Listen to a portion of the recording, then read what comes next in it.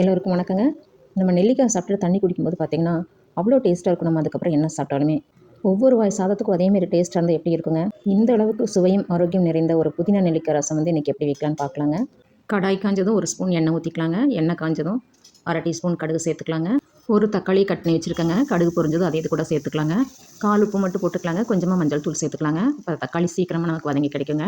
தக்காளி நல்லா குழைய வதக்கினாலும் சரி, இல்லை 1 2 வதக்கினாலும் சரிங்க, உங்கள் இஷ்டங்க. இது கூட கொஞ்சம் புதினா எடுத்து வச்சுருக்கேங்க. இதை வந்து இது கூட சேர்த்துக்கலாம். தக்காளி லேசாக வதங்கினதுக்கப்புறம் புதினா சேர்த்தா தாங்க நல்லாயிருக்கும். முன்னையே எண்ணெய் கூட நம்ம போட்டோம்னா அரோமா வேறு மாதிரி வந்துருங்க. புதினா ஒரு நல்ல வாசம் வருங்க. அந்த டைமில் வந்து நம்ம புளி தண்ணி சேர்த்துக்கலாங்க. 2 நெல்லிக்காய் வேக வச்சு எடுத்து வச்சுருக்கேங்க.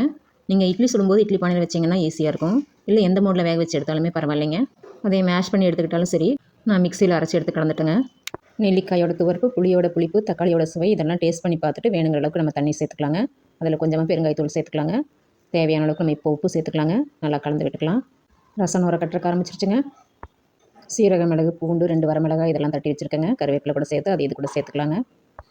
அரிசி 2 வாட்டி கழுவிட்டு 3வது தண்ணி வந்து எடுத்து வச்சுருக்கேங்க. நார்மலாக நான் ரசத்தோட சேர்ப்பேன். இதுக்கப்புறம் ரசம் ரொம்ப நேரம் கொதிக்க தேவையில்லைங்க.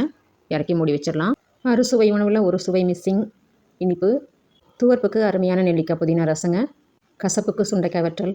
லேசான காரத்தோட பிரண்டை சட்னி. ரசத்துக்கு ஏதாவது கிரன்ச்சியாக வேணும்னு சொல்லிட்டு கொஞ்சமாக அப்பளம், கொஞ்சமாக உருளைக்கிழங்கு வறுவல் இதோட காம்பினேட் பண்ணியிருக்கேங்க. ட்ரை பண்ணி பாருங்கள். தேங்க்ஸ் ஃபார் வாட்சிங்.